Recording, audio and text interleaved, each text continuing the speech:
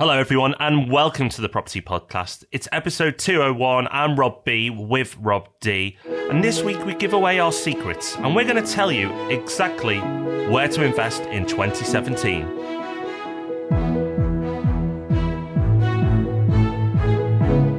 Yes, we are. Which street, which number on that street, all that detail in this episode. No, not really. We're just going to give you some broader areas than that.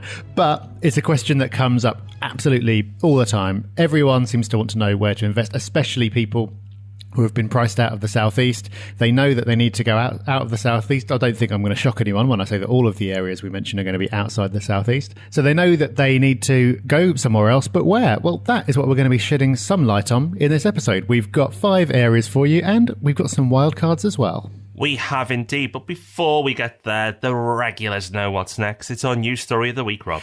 It is, and this is one that I've dug out of City AM, and the headline is, Rents are hitting an affordability ceiling. I chose this news story because it backs up something that I wrote about recently, and you know how much we like being proven right. The story here is that rents last year, 2016, increased by 1.7% over the year, which is down from 3.8% the previous year. And the idea is that the rents are hitting a point where they can't get any higher because people can't afford them. And the reason that I think this is important, and obviously this is massively regionally driven, it doesn't get down into the regional breakdown, but you will find that this is a big issue in London and not so much of an issue in many other places. So as an investor, it doesn't concern me. But I think it is something to be mindful of, because every time anything happens, it's always like, oh, well, it's just going to push up rents. And it's like, well, my thing's always been, you can't keep on pushing up rents. They can't just go up forever because they are tied to incomes. And there hasn't been any meaningful wage inflation for a decade. Therefore, if rents keep going up faster than wages, you eventually hit a point where everyone is paying as much as they can physically pay in rent. They cannot pay anymore. And therefore, putting up the rents will only mean voids. And I think that we're at that point in London. And in this article, it quotes something that I've mentioned before as well, which is that some Londoners are spending 75% of their disposable income on rent. And when it gets to that point, rents aren't going to go any further until you've got some wage inflation. So it's another reason as well, just so I can fit a little London dig in there, that London prices, capital values can't go that much further, in my opinion, because they just won't be supported by rents, which means that yields are going to fall even further and get to the point where they are now, which is, I think, where even the most staunch person who wants to invest in their own backyard just can't make the numbers work. So I like this news story because it gave me an excuse for a rant and it backed up something I've been saying. So it doesn't get much better than that. And a London bash, love it.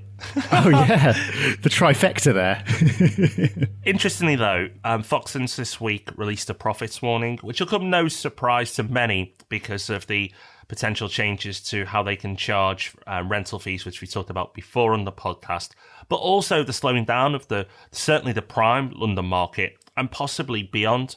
But that's an early warning. Most of the data we get on property is lagged, so it's a few months behind.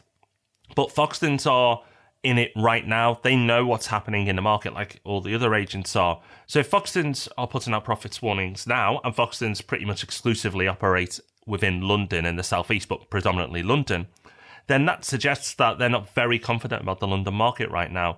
We've predicted this last week. We'll see if it comes true. We're only in middle of January, so it's a little early to say we were completely right, but it's certainly another indication that it's heading that way. Also worth a mention, I think, is just I was looking through some news stories this morning to decide what to put into this episode. Worth reading out a few headlines. Foxtons shares slump after significant fall in London property sales. Calm before the property storm? ? Property returns expected to plunge this year. We were just saying the other week about how there's going to be a lot of media negativity this year. I think we're starting to see it already. But this is weirdly where you should get excited because you expect it. If you haven't listened to the episodes on the 18-year property cycle, we've done multiple now, and we've talked about it in some depth elsewhere as well. But the point is, when you get to that mid-cycle wobble, one of the key indicators that you're there is when the media gets negative, and it could be, might be just a bad week, but it could be that it's starting to turn that way. Again, we've been saying it's about to happen, and for those who did summits with us last year, I said it hasn't happened yet, but the next thing I expect to happen or we expect to happen, is that the media goes negative. And it looks like it could just be happening, which excites me because it's going to put people off and we know exactly where we are. Yep, good news for people who like bad news. And I do like a bit of bad news in the right context when it comes to investment anyway. One bit of good news, and I'm not going to plug the Property Geek podcast every week. I mentioned it last week. I'm going to mention it for I was about to say the last time. I'm not going to commit to that. But for a few weeks at least, I thought I'd give the Property Geek podcast a quick plug in case you missed the fact that it is back. And the episode last week was about the new mortgage rules that have come into effect, which haven't actually had that much coverage, but they are definitely something you need to know about. And I've got loads of really nice emails off the back of this episode from people who found it super useful and it really cleared up a lot of things for them. So if you're not subscribing to the Property Geek podcast as well as the Property Podcast, then okay, you can sort that out. But in the meantime, there'll be a link to that episode in the show notes, which this week are at thepropertyhub.net/where-to-invest 2017. I don't think you should feel guilty about plugging free education, Rob. If you were selling some expensive course, then we might all feel a bit uncomfortable here. But free education, I think you're entitled to plug. I think you are anyway, and it is our podcast, so it's okay. Right? Yeah. I'm also selling my car if anyone wants to buy it. No, that's it.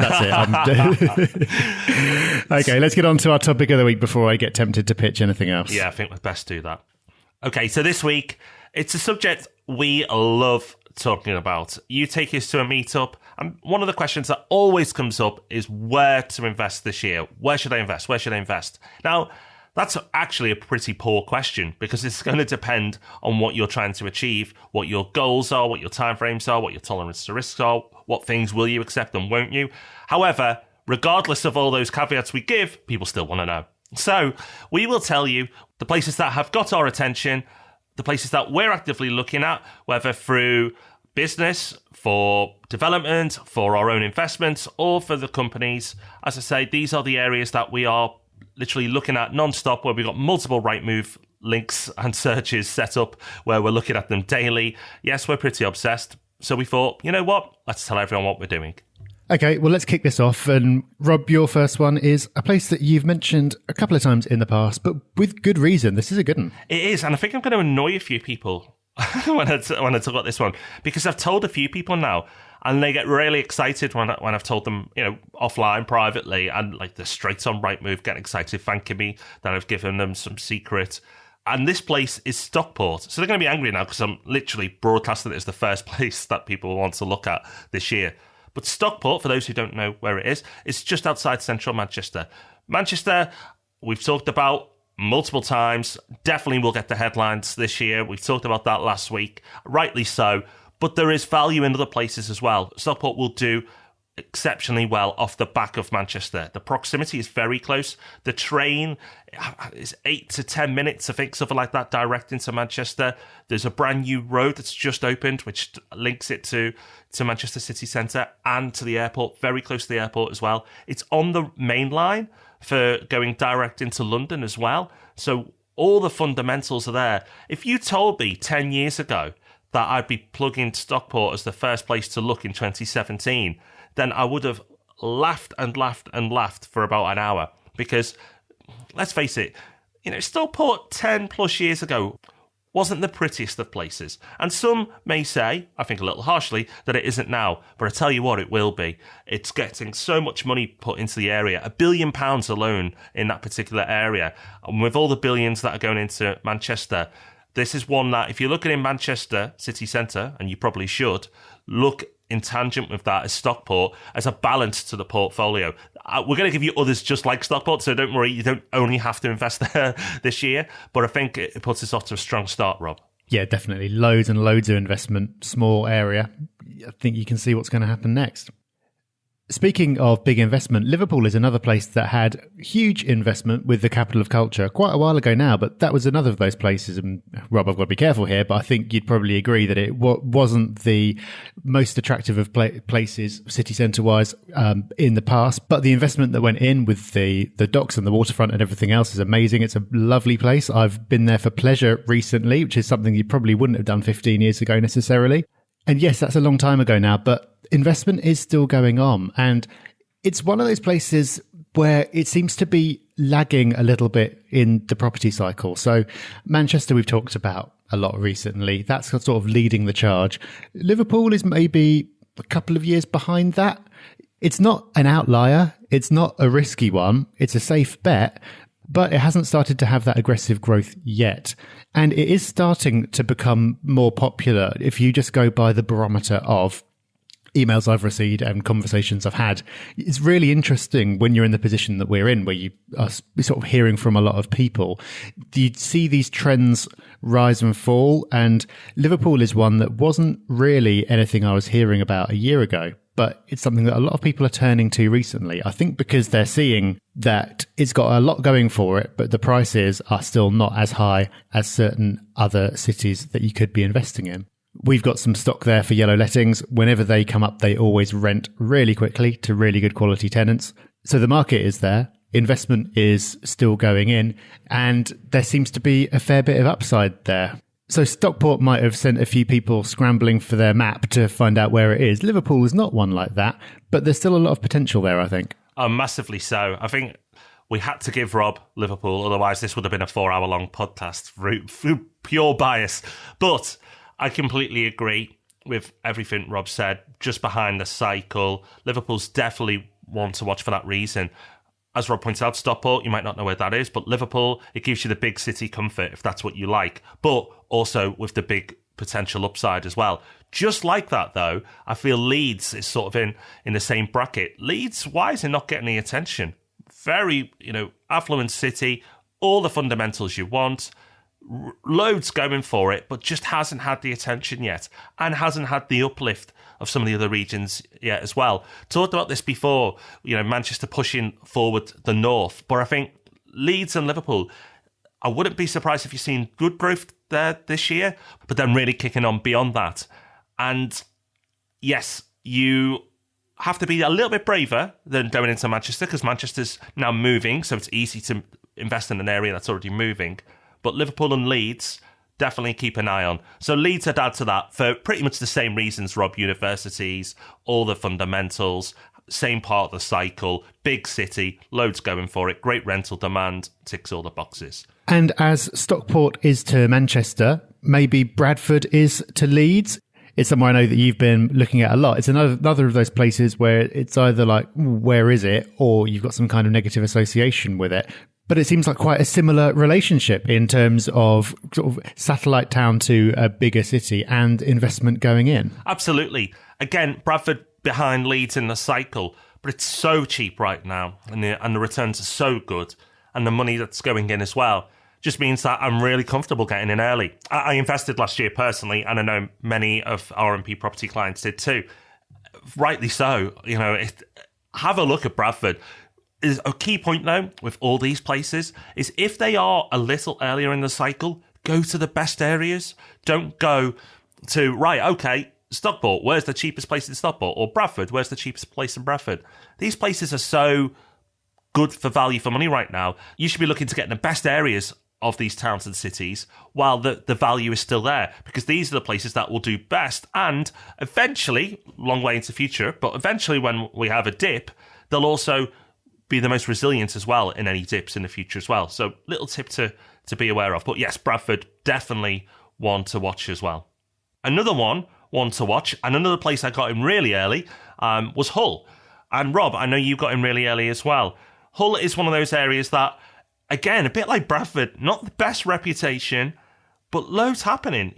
Hull has got loads and loads going for it. And this year is the City of Culture Award. So like Liverpool, when it had the capital of culture, all that money that went in to the area and the regeneration that was sparked from it really started from that year onwards. And really, this is with Hull. It starts now. It's not this year is the pinnacle. This year is the beginning of all the investment, all the momentum it will now gain. And I think Hull still offers a tremendous amount of value. Yellow Lettings, again, has a lot of stock there.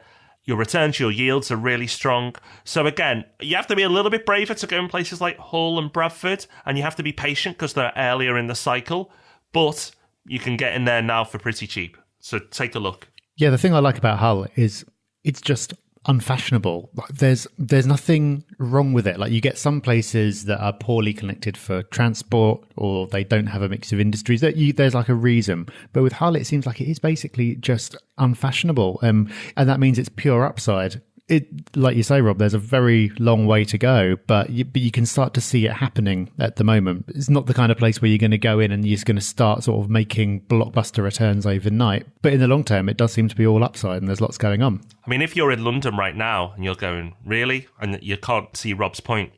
Think of the unfashionable places 10 years ago in London. Now they're the trendiest and the ones that have had the biggest growth. So you might have to be a bit braver, but you could get bigger results. And the last one before we move on to our wildcard selections is Glasgow. So there you go. We mentioned Scotland. Who says we never talk about Scotland on this podcast? And actually, I've been speaking to a few people about Scotland recently, and I've been amazed by the yields that you can get up there. So not in Edinburgh necessarily. I sort of like Edinburgh is the London in this scenario, but there are so many other places in Scotland where the yields just seem absolutely huge. Glasgow is somewhere in between. So it's not got crazy high yields, but it is a big international city with absolutely loads going on that doesn't have the really, really high prices that Edinburgh has. So I had a conversation recently with someone who was investing in Glasgow, and he mentioned a couple of areas. So I, of course, went off and wasted 15 minutes on Rightmove looking into it. And I was really surprised by how strong the rents were, by the quality of the stock, by how quickly things seem to be moving. It seems to be one of those places where if you get the right location, of course, because location within the city is so much more important than the city itself. Assuming you get that right, it seems like somewhere where you should be able to get a strong yield with good tenant demand and some uplift there as well. Because what happens, of course, when a big city starts getting unaffordable, everyone moves across to the next one. And so you could say that Edinburgh, as that starts to get even more expensive, you'll start having companies setting up in Glasgow instead. You'll have people moving across there, and it's got a lot going for it. So that's one that I don't have a huge amount of knowledge about, but just looking at it logically, you can see where the upside is without having to take a big risk to get it. Okay, Rob, let's go to the wildcards. The places that, if we've mentioned a few places that make you go, really? These are the ones that are probably going to really make you question our knowledge and our expertise. But don't worry, we're not going to just name a place and say you should. We'll give you reasoning. So, Rob, you go first. What are your wildcards for 2017? Okay, so my first wildcard is a country, just to keep it vague, Northern Ireland. This one annoys me because I saw this coming a couple of years ago and didn't really do anything about it. Pure laziness, really, because I just knew absolutely nothing about it and couldn't really be bothered to do the research. I just ignored it because Northern Ireland had an absolutely massive crash in the financial crisis. I don't know if it was the biggest in the UK, but it must be up there. The average price in 2007 was £215,000. Now it's £123,000. So that's an enormous fall in average prices. So it crashed. It stayed bumping along the bottom for a very long time. And just recently, it seems to have started coming back again. So prices grew 7.8% last year, which is very strong. But clearly, there's still a lot of upside. Because even if it never gets back to its peak, and the property cycle tells us that it will surpass that peak at one point, but there's still a very, very long way to go. So I still put this in wildcard territory, because it's early days and it's not something I know a lot about. But the fact that it did have strong growth last year implies that this isn't something where it's got further to fall and you could be in sort of catch a falling knife territory. It seems like the recovery has started and there's a long way to go. Yeah, agree. Northern Ireland was one that just seemed obvious in the data, but I didn't have the time or the drive maybe to really investigate it and look into it a little bit more detail. But as you say, Rob, it started to grow, but I agree, there's probably a long way for it to go yet. Yeah, and my other wildcard, which is true wildcard, is Aberdeen. And this probably isn't one that would actually say it's a good idea to invest in 2017, but one to keep an eye on. It is the only UK city in the last 12 months where prices fell. The only one. So we talk about the property cycle. Aberdeen has a cycle of its own because it's so closely tied to the oil market. So the fact that oil prices fell so sharply over the last couple of years means that a lot of businesses have been laying people off, and that's affected the market, and it's affected confidence in a big way, of course, as well, which is a big component of things. So while everything else was growing, Aberdeen fell 6.5% last year, and rents really fell as well. It's not often that you see rents fall. Now, as I said, I don't think that now is the time to go in. This is not a recommendation to get on a flight to Aberdeen and start buying up everything you can find. It could easily stay where it is. It could easily fall further. But it's just an interesting one to keep an eye on because it is on this kind of bizarre cycle of its own. So you kind of got London, which became decoupled from the cycle. You got everywhere else, which is, some are a little bit further ahead, some are further behind, but they're all doing the same thing. And Aberdeen up there completely doing its own thing. So it's just an interesting one to look at. Yeah, it's like the rebel of the UK property market. I agree, Rob. Aberdeen wouldn't be one I'd invest in right now, but it has, like yourself, got my attention. I was looking a few weeks back at the returns, the ROI, and I'd say they're now at a acceptable level, but not an exciting level. So it's when the returns become exciting and it's got the fundamentals that you could possibly take advantage of the opportunity. But yes, watch it in 2017, but maybe not invest. Okay, Rob, what wildcards have you got for us? I've got two. They are wildcards because you may be questioning, for those in the south anyway, where are they? For those in the north, you're probably being offended now. Why wouldn't people know where these places are? But the two areas I'd say I definitely would keep an eye on in 2017. I don't think you'll see big growth in 2017, but I think you could get in very early and take advantage of what's coming, is Crewe and Wigan. And for a very similar reason. Both are really going to benefit from HS2. Crewe is really going to be one of the main winners from the whole HS2 project. The line goes up to Birmingham first. 1 year later, it then goes to Crewe. A massive regeneration project to take place from there. And then it's a few years break before it goes up further north from there. Crewe will be the hub, one of the main linchpins of that whole network. So prices are so low right now that it's just one to possibly start looking at now before the prices start moving up. It's well located, lots of nice places around Crewe. Crewe's okay itself, famous for its railways. So it's nice that the fact that Crewe is now being regenerated on the back of railways as well. In fact, Crewe was actually created because of railways, Rob, but I won't go there. And the Railway Museum's very good too. But that's not why you should invest. So Crewe definitely want to watch. And very much so is Wigan. Wigan getting HS2 station. Who's seen that coming? Not me.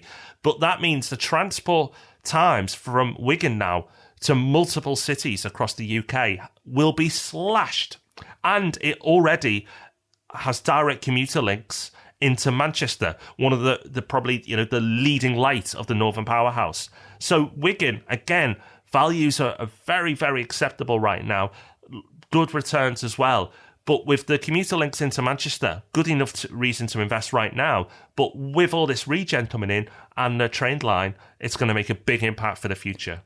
Yeah, I don't know a lot about either of those areas, but I do know that they look very, very cheap.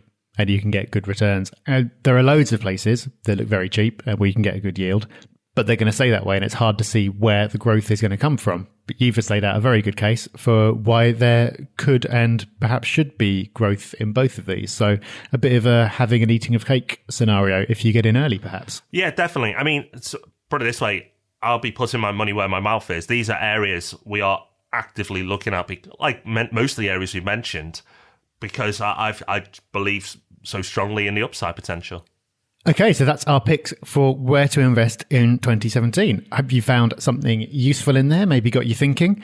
If you agree, if you disagree, if you've got places where you're thinking, oh, why did they not mention here? Or why did they mention there? Let us know.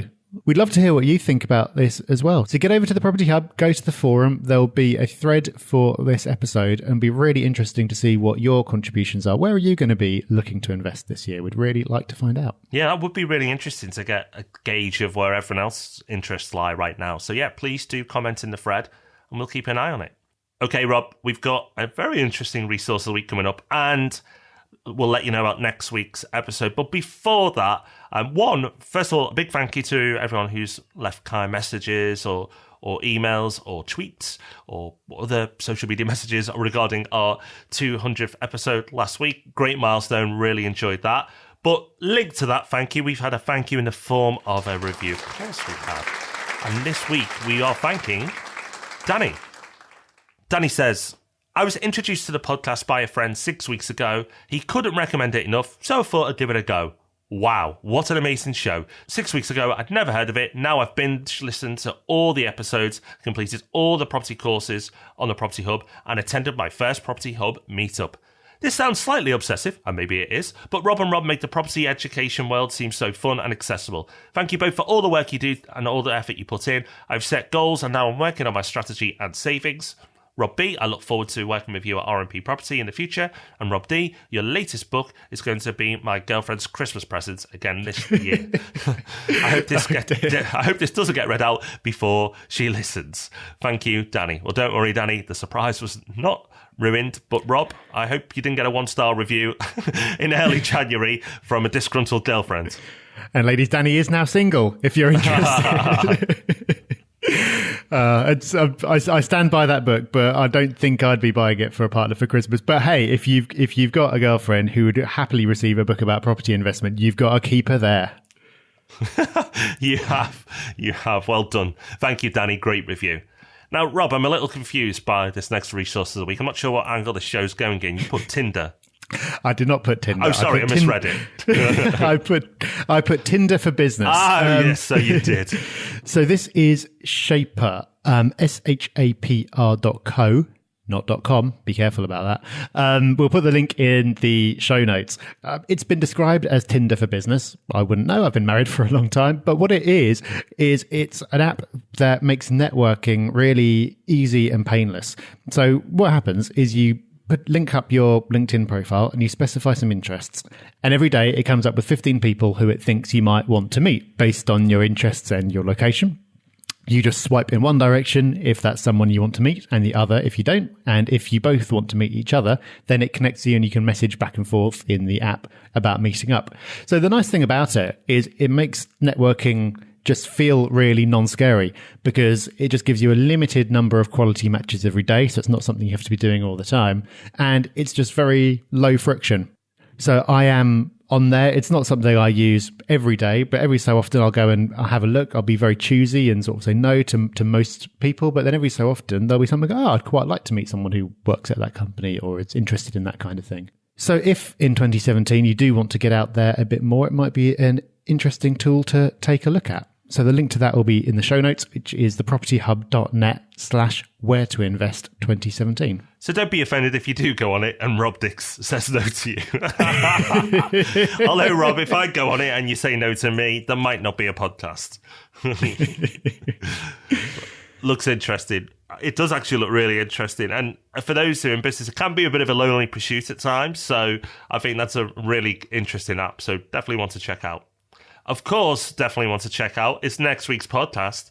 And there's a lot happening this year in 2017 property-wise. A lot that we know is going to happen. There's big changes to affordability ratios on mortgages. Of course, there's tax changes. There's what's happening in the market. There's that negative media that we've talked about as well. So lots to navigate through. Next week, we're going to teach you how to invest in 2017. 2017 could be an awesome year if you get it right. There's real opportunities right now. We talked about this last year in some of the webinars we did for free. But this year really is the first year where that is in full effect and you can take full advantage of what's happening.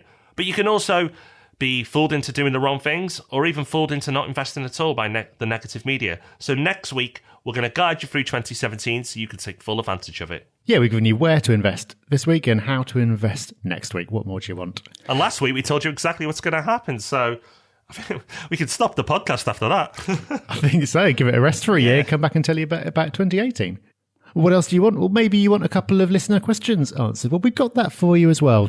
Ask Rob and Rob will be back on Tuesday. Just before, we're back with the Property Podcast with Where to Invest in 2017 next week. So until we see you for both of those, enjoy your week. Have fun. We'll see you soon.